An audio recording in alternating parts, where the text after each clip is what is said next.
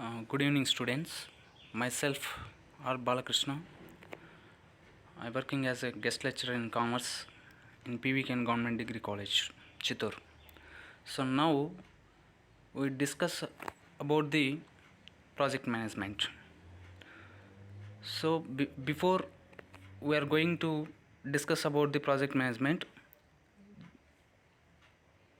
and must be learn the origin of project management.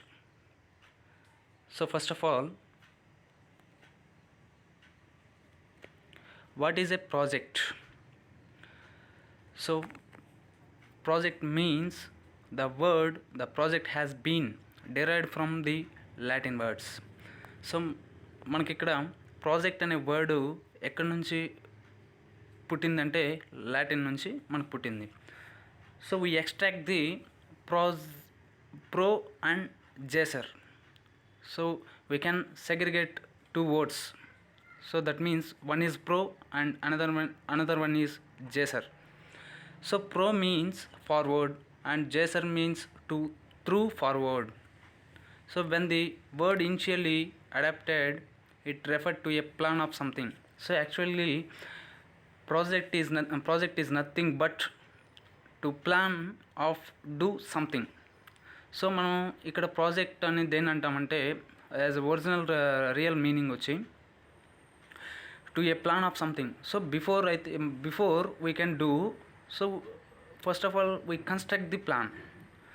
So మన plan అనేది construct చేసుకుంటాం. So ప్రణాళిక అనేది మనం రూపొందించుకున్న తర్వాత మనం మళ్ళీ ఏం చేస్తామంటే దానికి కావాల్సినటువంటి ఇనిషియేటివ్స్ కానీ దానికి కావాల్సినటువంటి రిక్వైర్మెంట్స్ కానీ అన్నీ మనం ప్లాన్ చేసుకొని ప్రణాళిక వేసుకొని సో తర్వాత we can forward to next step. So మన నెక్స్ట్ స్టేజ్ కోసం మనం ఏం చేస్తామంటే ఫార్వర్డ్ స్టెప్ అనేది తీసుకుంటాం. So later on project was more specifically defined by authors. So here మనకి there are some authors can give their definitions. So ఇక్కడ మనకి the famous Cambridge English dictionary వచ్చి మనకి ఈ ప్రాజెక్టు దీని గురించి మనకి స్పెసిఫిక్గా క్లియర్గా మెన్షన్ చేశారు. So as per Cambridge English dictionary ప్రకారం అయితే మనకి project refers to a piece of planned work or an activity. So ఇక్కడ project refers to piece of planned work. So to piece of planned work or an activity. So before మనం ఏం చేస్తామంటే ముందుగా ఏం చేయాలనేది before we can do we have a plan about the activity. So how it is to be done, when it is to be done and where it is to be done. So ఇవన్నీ ఏ విధంగా చేయాలి, ఎలా చేయాలి, ఎప్పుడు చేయాలి అనేది మనం ఏం చేసుకుంటాం అంటే ప్లాన్ చేసుకొని చేస్తుంటాం. సో కాబట్టి it contains pre planned work. So మనం ఏం చేస్తామంటే ముందుగా ఏమైతే చేయాలనుకుంటున్నామో ఆ వర్క్ని ప్రీ ప్లాన్డ్గా మనం చేయాలనుకుంటాం. So or an activity. So activity ఏదైనా కావచ్చు. So activity means it is thing. So work or project. So project అంటే ఏం లేదు. So project is nothing but work. So simple టర్మ్స్లో మన ప్రాజెక్ట్ అంటే work. So that is finished over a period of time and intent to achieve a particular aim. So మనం ఏం చేస్తున్నాం, so ఇక్కడ ఈ యొక్క మీనింగ్ ప్రకారం తీసుకుంటే సో ఏదైనా కానీ ముందుగా ఒక ప్రణాళికను రచించుకున్నటువంటి పనిని, ఒక యాక్టివిటీని, దాన్ని ఒక నిర్ణీతమైనటువంటి గడువులో, ఒక నిర్ణీతమైనటువంటి సమయంలో మనం ఆ యొక్క పనిని చేయడం కోసం మనం రూపొందించుకున్నటువంటి వర్క్ని మనం ఏంటంటే ప్రాజెక్ట్ అంటున్నాం. సో అది దీని యొక్క మీనింగ్. సో ఇక్కడ మనకి సమ్ ఇచ్చాడు, ఎందుకంటే the project has contained some aspects based on about the definition. So definition ప్రకారం మనకి ఆ యొక్క ప్రాజెక్ట్లో ఏమేమి ఆస్పెక్ట్స్ ఉంటాయి ఏంటనేది మనకి ఇక్కడ ఇచ్చాడు, క్లియర్గా డిఫైన్ చేస్తాం. So let us see a planned work. So first of all, a planned work and starting date, specific objectives and conditions, defined responsibilities and budget, fixed end date and parties involved. So project lo all these aspects involved in project. So first of all మనం ఏం చేస్తున్నాం, a plan. So first of all a plan work and starting date. So ఎప్పుడు start చేయాలి, ఎలా start చేయాలి అనేది మనకు starting date and specific objectives. So what is the main aim objective, main aim of project. So ఆ పని చేయడం వల్ల, ఆ వర్క్ని చేయడం వల్ల మనకి ఆబ్జెక్టివ్ ఏంటి, గోల్స్ ఏంటి, అండ్ అదేవిధంగా దాంట్లో ఉన్నటువంటి కండిషన్స్. సో కండిషన్స్ అంటే టర్మ్స్ అండ్ కండిషన్స్ కావచ్చు, సో నియమాలు కానీ నిబంధనలు కానీ, అదేవిధంగా ఆబ్జెక్టివ్స్. ఎప్పుడు కానీ always we should be clear on specific objectives on anything. So దేనిపైనైనా, దేని గురించి అయినా మనకి ఒక క్లియర్ ఆబ్జెక్టివ్ అనేది ఉండాలి, ఒక క్లియర్ గోల్ అనేది ఉండాలి. సో అది దాని యొక్క meaning. Next, define responsibilities. So clearly మనకి responsibilities are so many responsibilities are there in project. So మనకి రెస్పాన్సిబిలిటీస్ లైక్ ఇప్పుడు ఫర్ ఎగ్జాంపుల్ మనం చూడొచ్చు, ఇప్పుడు ఒక బిజినెస్ ఆర్గనైజేషన్ తీసుకుంటే మనకి 4 సెగ్మెంట్స్ ఉంటాయి, అంటే 4 ఫంక్షనల్ ఏరియాస్ ఉంటాయి. ఆ ఫంక్షనల్ ఏరియాస్లో సో ఫస్ట్ ప్రొడక్షన్ ఏరియాస్ అని, నెక్స్ట్ ఫినాన్షియల్ ఏరియాస్ అని, నెక్స్ట్ హెచ్ఆర్ఎం ఏరియాస్ అని, నెక్స్ట్ మార్కెటింగ్ ఏరియాస్. సో ఈ విధంగా మనకి 4 ఫంక్షనల్ ఏరియాస్ ఉంటాయి. కాబట్టి దానికి సంబంధించి ప్రొడక్షన్ రెస్పాన్సిబిలిటీస్ అంటే ఉత్పత్తి యొక్క బాధ్యతలు. ఒక వస్తువుని, ఒక ప్రోడక్ట్ని మనం ప్రొడ్యూస్ చేయాలంటే దాంట్లో ఉన్నటువంటి రెస్పాన్సిబిలిటీస్ అంటే బాధ్యతలు కావచ్చు, ఇలాంటివి కావచ్చు. నెక్స్ట్ అదేవిధంగా financial responsibilities. So financial responsibilities అంటే ఇప్పుడు how much cash inflow in to the firm and how much cash to go out the firm. So సంస్థలోకి క్యాష్ ఎంత వస్తూ ఉంది, ఏ మార్గాల ద్వారా వస్తూ ఉంది, ఏ మార్గాల ద్వారా వెళ్తూ ఉంది. సో ఈ యొక్క all these kind of responsibilities అన్నీ seen by the financial manager. So అదేవిధంగా హెచ్ఆర్ఎం మేనేజర్. సో హెచ్ఆర్ఎం మేనేజర్కి వస్తే ఇక్కడ కొన్ని బాధ్యతలు ఉంటాయి. ఏ రెస్పాన్సిబిలిటీస్ అంటే to promote the qualitative and quantitative people, and అదేవిధంగా వాళ్ళకి గివింగ్ ప్రాపర్ ట్రైనింగ్ ఇవ్వడం కానీ, సో అదేవిధంగా వాళ్ళకి ఒక క్వాలిటేటివ్ రిక్రూట్మెంట్ డ్రైవ్స్ కండక్ట్ చేయడం కానీ, సో ఇలాంటివి హెచ్ఆర్ఎం మేనేజర్కి, హ్యూమన్ రిసోర్సెస్ మేనేజర్ పైన వాళ్ళకు ఉన్నటువంటి responsibilities. Next marketing manager. So marketing మేనేజర్కి ఉండవలసినటువంటి రెస్పాన్సిబిలిటీస్ ఏముంటాయంటే ఒక ప్రోడక్ట్కి మార్కెట్లో డిమాండ్ ఎంత ఉంది, డిమాండ్ ఉందా లేదా, నెక్స్ట్ అంటే మార్కెటింగ్ ఒక ప్రోడక్ట్ని మనం మార్కెట్ చేసుకోవాలంటే, ఎన్కాష్ చేసుకోవాలంటే ఎక్కడ మనకు ప్రోడక్ట్కి కానీ మనకు సర్వీస్ కానీ ఎక్కడ డిమాండ్ ఉంది, ఆ ఏరియాస్ కానీ, ఆ లొకాలిటీస్ కానీ, ఆ ప్లేసెస్ కానీ, సో ఇవన్నీ మనం ఫైండ్ అవుట్ చేయడం. సో ఈ యొక్క అదేవిధంగా న్యూ ప్రోడక్ట్ డెవలప్మెంట్ కానీ, న్యూ ఇన్నోవేటివ్ సర్వీసెస్ కానీ, సో ఇలాంటివి ఈ బాధ్యతలన్నీ మనకి మార్కెటింగ్ మేనేజర్ పైన ఉంటాయి. నెక్స్ట్ అదేవిధంగా budget, fixed end date and parties involved. So budget కావచ్చు and fixed end date and parties involved. So ఒక బడ్జెట్ అని ఒక వర్క్ చేయాలంటే ఎంత బడ్జెట్ అవుతుంది. ఇప్పుడు for example house construction.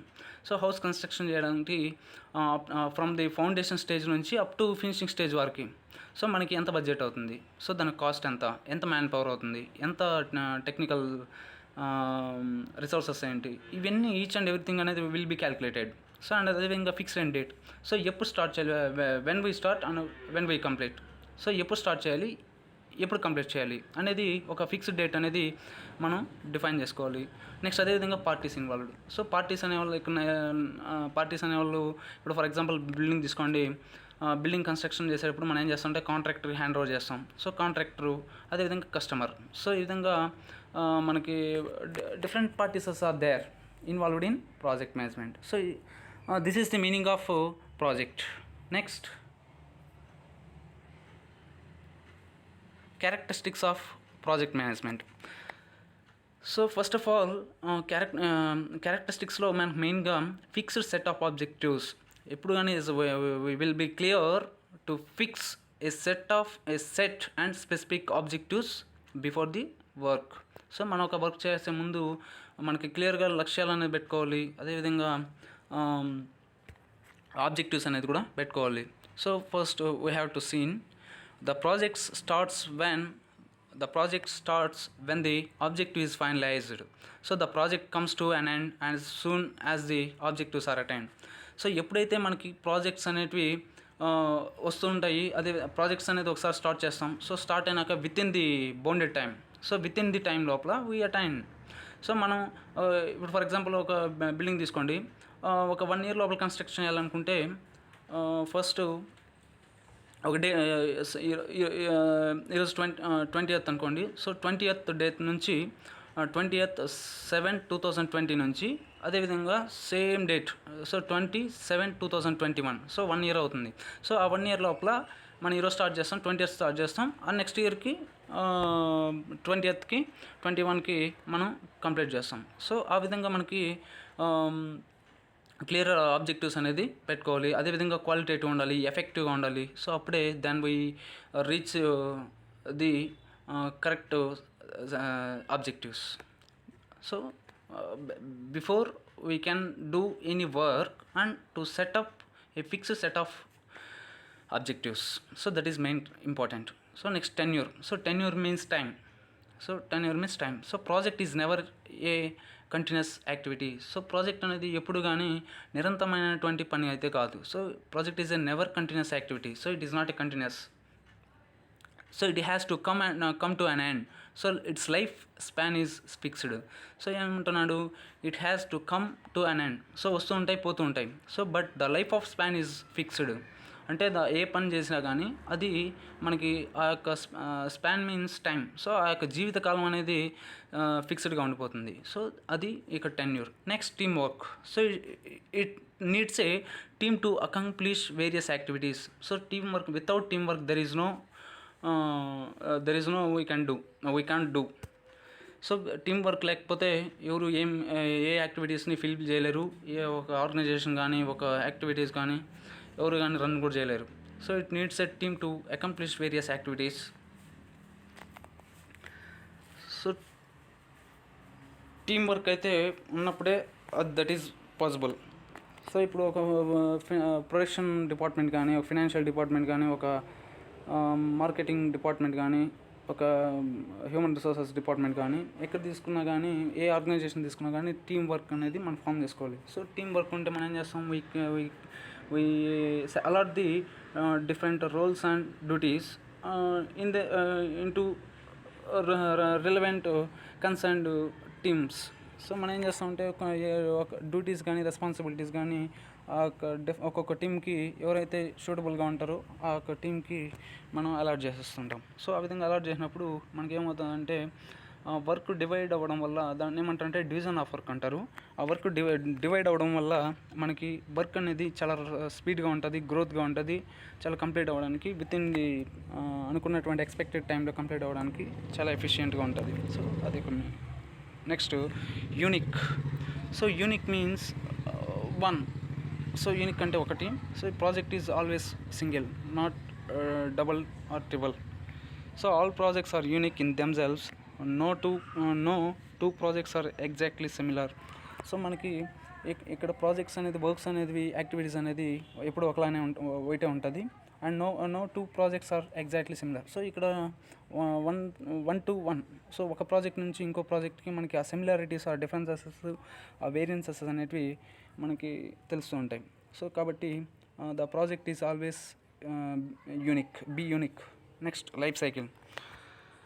So ఈ యొక్క మనకి హ్యూమన్ లైఫ్ సైకిల్ అనేది ఎలా ఉంటుందో అదేవిధంగా మనకి ప్రాజెక్ట్ కూడా, వర్క్ కూడా ఒక వర్క్ సైకిల్ అనేది ఒకటి ఉంటుంది. అదేంటంటే like we have to see like all living organisms. అదేవిధంగా projects starts slowly, it means definition phase. So first మనకి ప్రాజెక్ట్ అనేది దేంతో స్టార్ట్ అవుతుందంటే the project starts with definition phase. అంటే I means to start the work, it is the definition phase, and also then start building up in size. So this is the planning phase. So మనం ఏదైనా అయితే ఒక వర్క్ని, ఒక project, ఒక work తీసుకున్నప్పుడు దాన్ని బిల్డప్ చేస్తుంటాం. సో ఎంతైతే మనకి స్కోప్ ఉంటుందో, ఎంతైతే మనకి ఫీజిబిలిటీ ఉంటుందో అంతవరకు అది ఎంతైతే మనం చేయగలుగుతామో అది ఆ యొక్క సైజ్ కానీ, ఆ యొక్క ఫార్మేషన్ కానీ, ఆ యొక్క డెవలప్మెంట్స్ కానీ మనకి ఫినాన్షియల్ ఫేజ్లో మనం క్లియర్గా డిఫైన్ చేసుకుంటాం. So and then reaches peak. So it means implementation phase. So before finally getting terminated. So ఎప్పుడైతే మనం క్లియర్గా ఉన్నప్పుడు after finishing phase then only we can implement the actual action plans. So మనం ఏమైతే చేయాలనుకుంటున్నామో అవన్నీ ఇంప్లిమెంటేషన్లో చేస్తుంటాం. సో ఇంప్లిమెంటేషన్ ఫేజ్లో మనకి కంట్రోలింగ్ అనేది కూడా మనకి ఇన్వాల్వ్ అయి ఉంటుంది. సో నెక్స్ట్ అదేవిధంగా before finally getting terminated. So మళ్ళీ ఏం చేస్తామంటే after we come out the work, we come out the project, we come out the activity. So ఇది ఈ యొక్క life cycle. Next made to order. So made to order అంటే the customer always decides the objectives, informs the constraints like time and cost. So మనకి ఎప్పుడు కానీ make to order అంటే మన దగ్గర ఎప్పుడైతే when we have efficient work, efficient services, effective services ఎప్పుడైతే మనం ఉంటామో అప్పుడు కూడా ఆటోమేటిక్గా మన దగ్గర మంచి ప్రోడక్ట్, మంచి సర్వీసెస్ మన దగ్గర బాగున్నాయంటే ఆటోమేటిక్గా customer will come to us. So మన దగ్గరికి వస్తాడు. సో వచ్చినప్పుడు ఏం చేస్తాడు, అప్పుడు the customer always decides the objectives and informs the constants like time and cost. So మన దగ్గర సర్వీసెస్ ఇవన్నీ బాగున్నప్పుడు ఆటోమేటిక్గా మనకి కస్టమర్స్ వస్తారు. సో కస్టమర్స్ వచ్చినప్పుడు మనకి ఆర్డర్స్ అనేది ఇవ్వడం జరుగుతుంది. సో ఆర్డర్స్ అంటే ఇప్పుడు for example houses construction public projects కావచ్చు, ప్రైవేట్ ప్రాజెక్ట్స్ కావచ్చు. నెక్స్ట్ అదేవిధంగా ఇంకా number of projects are there. So కాబట్టి మనకి ఈ టైమ్ అండ్ కాస్ట్ అనేది చాలా ఇంపార్టెంట్. సో ఇక్కడ మనం గుర్తుపెట్టుకోవాల్సింది 2 aspects. So time and cost. ఇప్పుడు కానీ ప్రాజెక్ట్ అనేది వర్క్ అనేది మనకి the project is depending on time and cost. So time and cost పైన డిపెండ్ అయి ఉంటుంది. ఎందుకంటే ప్రాజెక్ట్ మనకి ఎప్పుడు స్టార్ట్ చేయాలి, ఎప్పుడు కంప్లీట్ చేయాలనేది it has decided by the time. And also how much budget and how much cost is to be incurred on work on project. So that is decided by the cost. So అది మనకు చాలా important. Next single entity. So generally projects are the responsibilities of a single person, but suddenly there are many participants in a project. So generally projects are the responsibilities. ఎందుకంటే ఒక project తీసుకున్నప్పుడు, ఒక work తీసుకున్నప్పుడు number of participants are there, number of responsibilities are there. So మనకి a single person cannot lead the all activities of the project. So ఎందుకంటే ఇక్కడ ప్రాజెక్ట్లో ఉన్నటువంటి యాక్టివిటీస్ కానీ ఆపరేషన్స్ కానీ ఒక వ్యక్తి వల్ల అయితే నిర్వర్తించడం అనేది, ఆ బాధ్యతలు అనేది నిర్వర్తించడం అనేది ఇట్ ఈస్ ఇంపాసిబుల్. సో కాబట్టి but certainly there are many participants in a project. So కాబట్టి it is a single entity. So there is no doubt at all. So ఎందుకంటే ప్రాజెక్ట్ ఈజ్ సింగిల్ ఎంటిటీ. ఎందుకంటే of course business organisation is also single entity. So అదేవిధంగా ఇక్కడ మనకు project అనేది కూడా, work అనేది కూడా it is called single entity. So next C another characteristics. Next multi skilled staff. So multi skilled staff అనేది it's very very important. ఎందుకంటే the staff needed for a project including the project manager needs to have a wide range of skills. So including technical skills, human skills, financial skills and negotiation skills. So ఇక్కడ మనకి multiple skilled staffs are there in the project. ఎందుకంటే మనకి ప్రాజెక్ట్ మేనేజర్స్కి there are number of skilled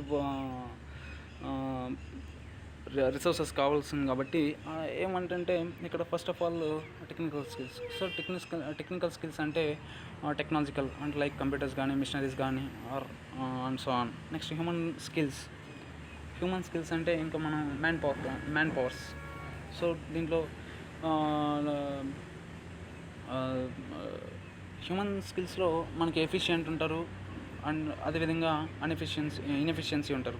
so ఎప్పుడు కానీ always will be use the efficient skilled labour. So అదేవిధంగా efficient skilled man power. So అది మెయిన్గా human resources skills. Next financial skills. So financial skills అనేది కూడా మనకి చాలా ఇంపార్టెంట్. సో ఎందుకంటే మనకి ఆర్థికంగా మనకి ఎంత ఇన్ఫ్లో అవుతుంది, ఎంత అవుట్ఫ్లో అవుతుంది, ఈ యొక్క ఫినాన్షియల్ ఆపరేషన్స్ అన్నీ చాలా కేర్ఫుల్గా మనం హ్యాండ్లింగ్ చేయాల్సి ఉంటుంది. కాబట్టి financial resources, financial financial managers కూడా ఉండాల్సినటువంటి skills. And also finally negotiation skills. So negotiation skills అంటే మనకు తెలిసిందే, ఎందుకంటే ఇక్కడ పార్టీస్ ఇన్వాల్వ్డ్, ఎందుకంటే the project is involved a number of parties are there. So like owner, అదేవిధంగా ఎవరు, for example will take best example business organisation. So ఇక్కడ trader and customer. So ఇక్కడ ట్రేడర్ అండ్ కస్టమర్ రిలేషన్షిప్, ఎందుకంటే వీళ్ళ మీద between the relationship between trader and customer. So వాళ్ళ మధ్య అనేది స్కిల్స్ ఉంటాయి. ఆ విధంగానే ఇక్కడ మన ప్రాజెక్ట్లో కస్టమర్కి రిలవెంట్ అండ్ కన్సర్న్ ఎవరైతే ప్రాజెక్ట్ మేనేజర్ ఉంటారో వాళ్ళకు ఉన్నటువంటి నెగోషియేషన్ స్కిల్స్. సో అలాంటివి. Next risk and uncertainty. So risk and uncertainty అనేది is very very important. So projects are risk as the activities involved in projects are non retrievable. So ఎందుకంటే risk అనేది మనకి, ఎందుకంటే risk involved in any work, so which is controllable and uncontrollable. So కొన్ని control చేయగలుగుతాం, కొన్ని control చేయలేం. So కాబట్టి ఇక్కడ number of risks are there: marketing risk, financial risk, technical risk and so on. So ఇవన్నీ మనకి రిస్క్స్ అనేది ఎప్పుడూ ఉంటుంటాయి. సో కాబట్టి మనకి ఒక యాక్టివిటీని పని చేసేటప్పుడు మనకి రిస్క్స్ అనేది బేర్ చేస్తేనే మనకి మంచి అవుట్కమ్స్ అనేది వస్తుంటాయి, ఆ ప్రాజెక్ట్ అనేది సక్సెస్ఫుల్ అవుతుంది. And uncertainty. So risk can be reduced considerably using various forecasting techniques and project management and control tools. So మనం ఏం చేస్తాం, రిస్క్ అనేది తగ్గించవచ్చు. ఎలా అంటే using various forecasting techniques. So ముందుగా మనకి ఏదైతే మార్కెటింగ్ పరంగా కానీ, ఫినాన్షియల్ పరంగా కానీ నెంబర్ ఆఫ్ రిస్క్స్ అనేది మనం ఫేస్ చేస్తూ ఉంటాం. సో వాటిని ముందుగా మనం ప్రిడిక్ట్ చేసి, ఫోర్కాస్ట్ చేసి, ముందుగా గుర్తించి will take remedies to control the risk. So by using control techniques. So ఓవరాల్గా this is the characteristics of project management. So we have to see another class. So thank you all.